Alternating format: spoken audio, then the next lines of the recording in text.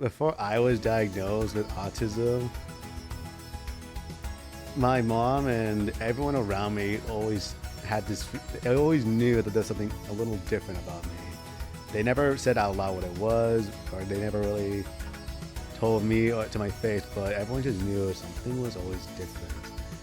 And my mom had, in fact, gone to about four different doctors, psychiatrists, and they all said the same thing. They were like, no, there's nothing wrong with him. I think she told me how there was once, because I responded to a question, this doctor was like, oh, he's not autistic, he's fine. Like, wait, what? It's like, oh, yeah, he looked at me like when I called him, therefore, he's fine. It's something else, but not autistic.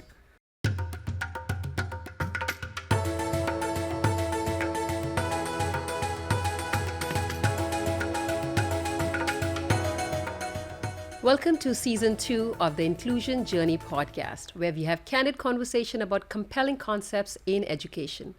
I am Nupur Sethi, creator and the host of the podcast, former teacher and a fellow advocate for inclusive classroom and an inclusive society. Thank you all to the viewers and listeners for supporting Season 1. With your excitement and support, I'm excited to bring even meaningful conversation and stories from those who are impacted by disabilities. In Season 2, Episode 1, we are talking about autism. Did you know that 1 in 36 children are impacted by autism spectrum disorder? And autism impacts each individual in its unique way. They have their unique strengths, interests, needs, and challenges. And our guest today, Steve Angelus, is very grateful for the support and education system he got to be able to complete college and get a bachelor's in English and minor in political science. What better way to learn about autism and his inclusion journey than just directly from him? Welcome, Steve. Hi, Nupur. It's very great to be here. I'm looking forward to sharing my experience with autism. Can you share with us your own education journey with special ed, general ed? Okay, let's see. If I were to encapsulate all that I had gone through as a student from pre-K to now, all right, let's see how I can do this. So since I started school in pre-K, I was largely put in smaller classes along with speech. Here and there, I would also be put in general ed as well. But it was a struggle, I guess, to communicate with other people in general. However, by the time I was in second grade, my mom and the school decided to give me a chance and try to go for 100% general ed classes. Unfortunately, in third grade, that did not go well at all. I ended up struggling without the extra help. I honestly don't even know how I passed third grade. And then after that, my parents decided to move me to a private school in the hopes that not only would I do a little better, but to also make friends because that was a struggle of mine. I went to private school from third grade to fifth grade, and then I did make some more friends, largely in part because I had several of my cousins also going to the same school. I still struggled because a good example was how in English or language arts, I was only really reading like picture books or comic books, so like Calvin Hobbes or Geronimo Stilton. I recommend that to anyone who wants to read something, but it was not going to get me too far in the educational level. And eventually, my parents decided to move me to a charter school for about a year. I think this was my turning point because it was here that I had to go back to taking like speech classes, but with that and also having some close friends at the time, I was able to navigate with the school year, and it was really helpful. And then in high school, we tried again, where my mom and the school was like, let's have Steve just take normal classes again. And I will say, even for those without autism, sophomore year is really the worst. So It's I don't recommend that to be the year where you want to not get extra support, but it was it was good in the end. Like for my junior sophomore year, I was with the academic communications or AC, but I was still able to get by taking that class and mostly general ed classes. Can you add about academic communication class? What did that help you with? It was similar to the speech classes where it just showed us how to look for social cues, how to like pick up nonverbal like signs, and we just also tried to be a little more independent. And it was also a study skills class where we got to just do extra time, just do our homework, and ask for help. And then you moved up from the comic book to reading the like just chapter books. Like, I mean, I would still read like comic books or manga here and there, but it wasn't to the point where I would only want to like read a picture book. I could like read more like I remember reading like One Flew Over the Cuckoo's Nest, How to Kill a Mockingbird. Like yeah, I'm really grateful to have been able to read those stories. yeah. Did you ever have Captain Underpants and Dogman that time? I did not grow up a Dogman, but No. Captain Underpants and Ricky Ricardo, I loved those That's stories. what my son reads. As an adult looking back, do you feel that the education system prepared you socially and professionally? On a social level, honestly, I have to say yes, looking back, because even as a kid, I was never good at talking to people. It didn't help that I personally didn't talk until I was about 4 and started talking full sentences at 5. So I had a huge speech delay. And throughout my years, really being with people that I was with like smaller classes with and speech classes, I was really able to open up to a few. And whether it was one friend or two, I was just really happy to at least know somebody, no matter how big the classes would get. And I made an effort to really keep in touch with all of them. And now, so what is something they could work on, like education system? So in high school, we would do this, we had this assignment where it was like we had to just go out twice a semester. It was just like to have an outing, like whether it was someone in our speech class or just anyone really. Cousins were okay. But the point was you had to like go to movie theaters, you went to an arcade, you went out. You couldn't just like play a video game, call it a night. And then they had to like briefly explain like what you do, who you hung out with, and who you took a picture to, just to show that you really did go out and do something. It was only twice a semester, but I think like that, for instance, I think that's a really good starting point. And then in like middle school and elementary, more so elementary, but like having the field trips really helps. Like, because I remember one of my very first ones was like going to a park just across the street. It wasn't much, but it was just nice to just get out of the class and just hang out. So to give more natural, authentic places to interact with neurotypical, so we can practice the communication skills Yeah, versus and in an academic setting, like you said, field trip.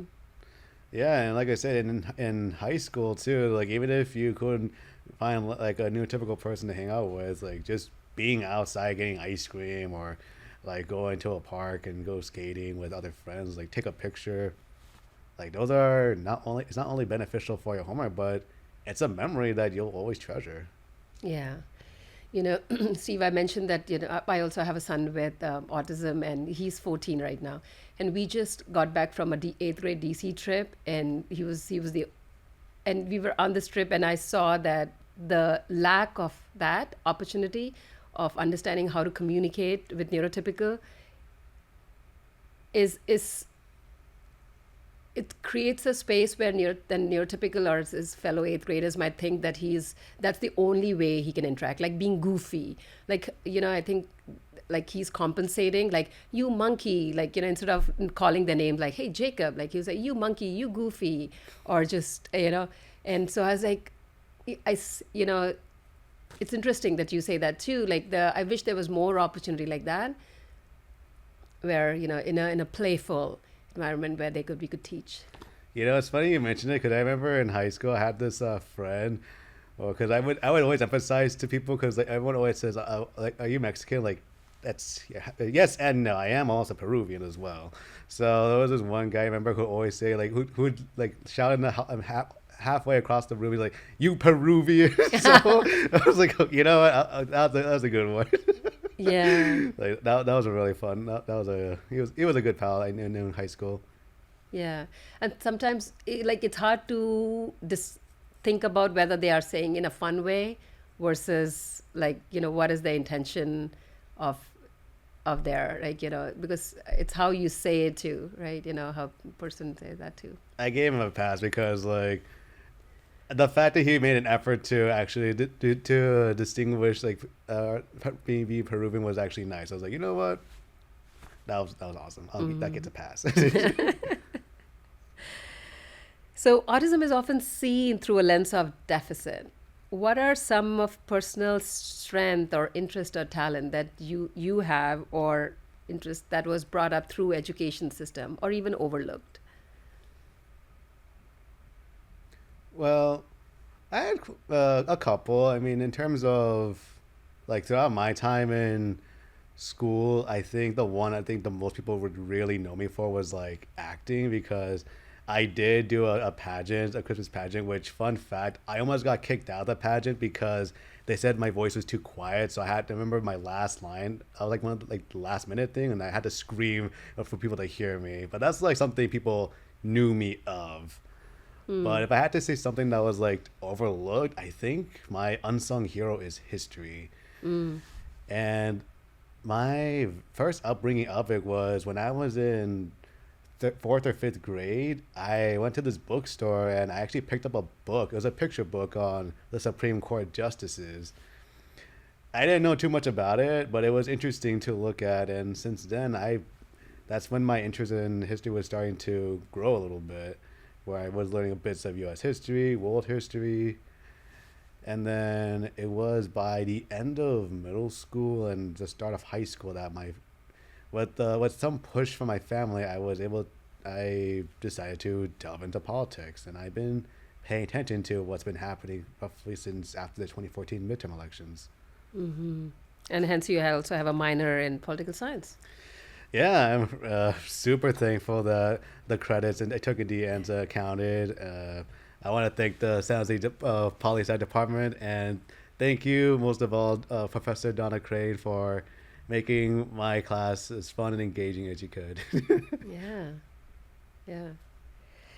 Steve, can you share some key insight about autism that you wish more people knew? And this is the platform, and the whole idea of this inclusion journey is also to share your story, and to look back. I wish some of your friends or teachers knew. So some of the experiences that you had, you talked about how you were mainstream and it was not successful, and knowing that it was a rough year, for you to be mainstream. Like, what is something that you want people to understand now? And those, teachers, parents, educators who are watching, so we can learn and so we don't make the same mistakes. I think the most I could really say on this particular like question is just because someone looks normal, that doesn't mean they truly are. And it's quite, I guess, a little disheartening that it really isn't until like I would say recent years where people actually take autism a little more seriously. And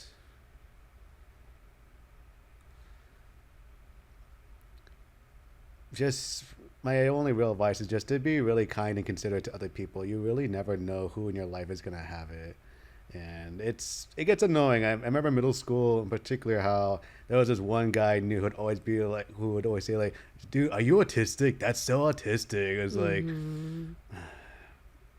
if I had $1 for every time someone made that joke. Actually, I have another question since you mentioned about that. In talking about, now schools are talking about disability awareness. Like, do you see that'll be helpful? Like, the more people know about autism or things, then they have a certain image. They create about, right? Saying things like that, oh, you're so autistic, you must be autistic. It's like the more education they get, it can backfire. Right? Do you think having an education moment where all students and all staff learn about the whole picture of autism would help, like not having. I would say I'm in support of like the disability awareness programs because I think the thing is I get a little annoyed about like today is how people like to they like to go in their own lane. Where I can think of like several like nude or like celebrities who will say, "Oh, you don't like what I do? Just unfollow me," or "You don't like what I'm gonna do? Like just forget about it. Like just watch someone else." Like I can see why people do that or like that they like that like haters gonna hate. Like just do your own thing. You do you. But I also believe that it's good to be exposed to, in this case, have people be exposed to autism or just really any disabilities because, as I mentioned, you really don't know who's going to have it. And there are families that have kids that don't have any disabilities, and that's awesome. But they should also be aware that at the very least, they should just be mindful that these things exist. And even if their kid may not have it, that who's to say someone else in the future they know? And if that way, with these programs, they can eventually learn to be more accepting, and they'll at least be somewhat familiar with it. And seeing more representation of autism. I think one of the things that you were talking about, that how in TVs and in media now we see more people coming up, and what do you think about it? Yes, I do love that now that there is a lot more representation. And because growing up, I can't really think of any character or like who was like autistic or autistic coded. Because when I watch shows like Glee or like Secret Life of American Teenager, and I'm not sure that's the actual name, but I remember seeing something like that where it was like the most representation to really get were those with Down syndrome or those physically handicapped, which is even now I guess that still gets more attention. Whereas like unless you look disabled, like someone with autism, It's invisible. it gets overshadowed, I guess. Those are invisible disabilities. Yeah, so seeing the representation would help. And even where the sectionality of like being Peruvian, and right, seeing your own representation in media and knowing that people like us exist. And Yeah, it would be nice to see more, I guess, Peruvian characters. And honestly, it's just nice the way things are going. yeah, Could there be more? Yeah, but there's still time. There's still plenty of ideas to be shared around. yeah, just like somebody, if this podcast is played at school, and some student would connect with you, like having the same background and same kind of experience. So because it'll give them hope and the confidence to share their own story. So That's I think that was like the ultimate reason why I wanted to join this podcast was that I don't know how many people will see this, but if I can maybe share some relatability to even one person, I like to think I did a good job and, well, help them, inspire them to discover themselves better. yeah, yeah. And how do you think discovering themselves better would help them? Like knowing the whole thing about autism themselves, how would that help them? Perhaps they'll, for the, like the first few days, a day or two, they'll reevaluate like their life and then how like like there is that pattern there. They see do their own take it upon themselves do their research to see what is it or like how it's affected their case in particular. Because when I was growing up, I had like in the autism spectrum, we had the umbrella where it was like like PDD and OS, which I was specifically diagnosed. What was PDD? It was like okay, it's a little hard to explain the abbreviations, but it was apparently the most mild form of autism possible. But like you had Brett's, you had Asperger's. Yes, Asperger's. But I don't know when. I think it was 2020 or at least a little more recently that they kind of just changed it to you're either mild, you're moderate, or severe autism. So Yes. it does take some research, I admit, but once you do discover yourself and like where you lie in that spectrum, you can see like how you can work from there to um, improve yourself and just try to maybe understand why that maybe there's some, I guess, a little rift within relationships and try to mend it. Mm-hmm. And also to advocate for yourself, like what's the barrier, what's the challenge, and where is the support that is needed, Yeah. right? To create that. Okay, we're on the last question. You are doing fantastic. Thank you. Let's talk about early diagnosis. I know in your case it was different, but you also have a sibling. So talk about what do you think about how crucial is early diagnosis in your own journey? How is impactful, and now when you see it.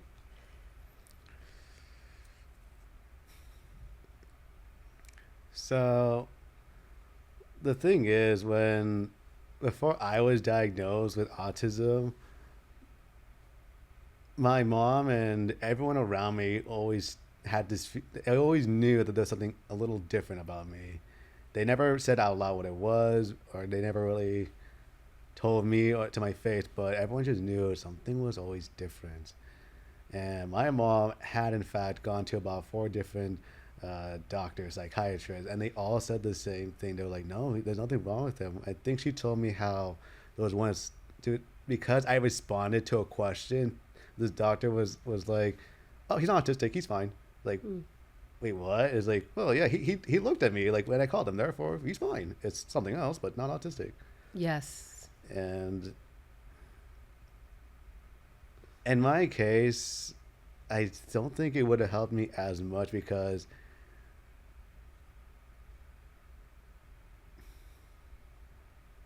I would have had to, I guess, live.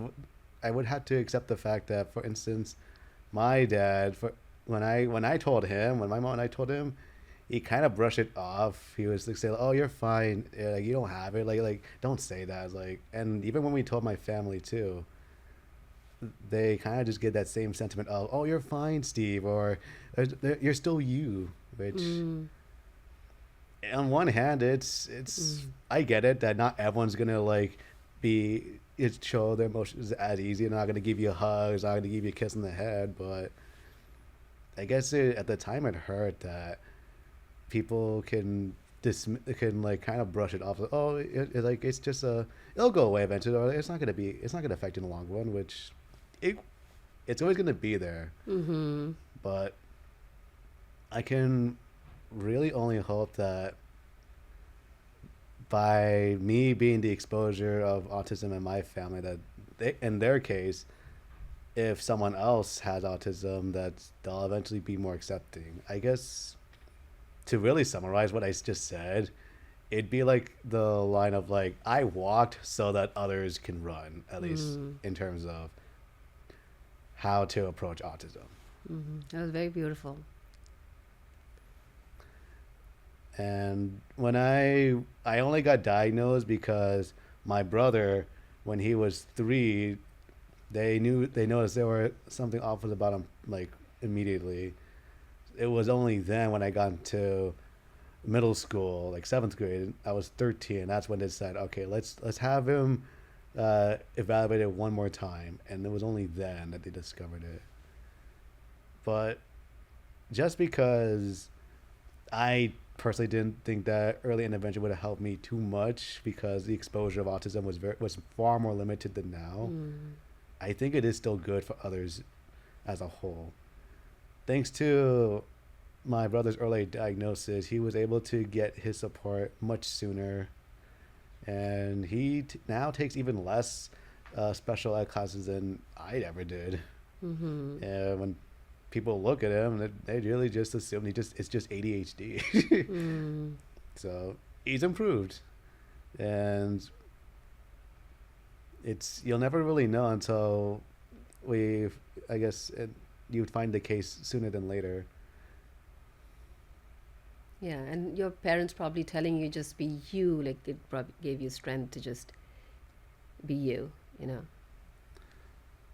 Yeah, I would like to think that after thinking back, it was nice that it defied my expectations because on one hand, I would have liked that the sympathy at least just for that moment, but on the other hand, I'm also glad that in a really large family of like I'm talking about like I have like 10 uncles and aunts and like over 20 cousins. Mm-hmm. I'm really glad that they don't pity me. They don't like Mm-hmm. think of me any less.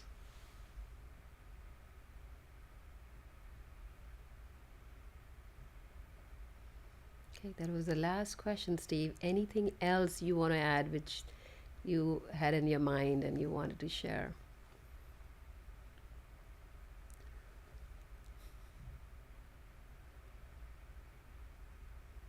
I think the only thing I would like to just add in general that it's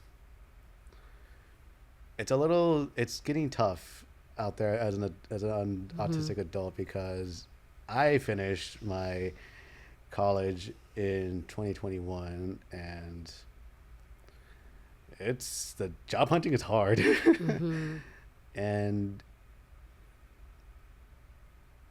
there is that gamble when I apply for jobs that like you have to ask yourself, do I tell people that I have autism or Mm-hmm. have that history or not? Because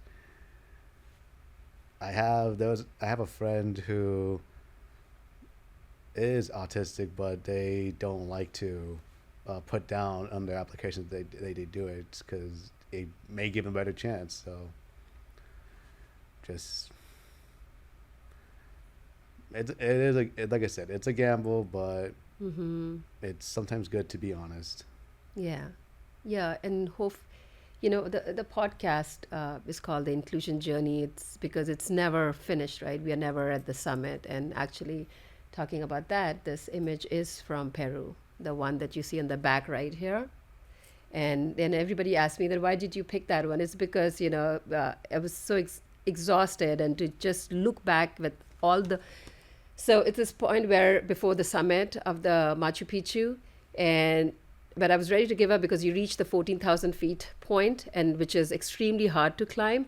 And I had to pause and look back how far you've come. So it kind of ties into your journey to see that with the support and with how your family is and how supportive they were, that you've come so far. But it's still a journey to continue with the job. And as you said, that you being honest and authentic will get you over those steps as well. Yeah.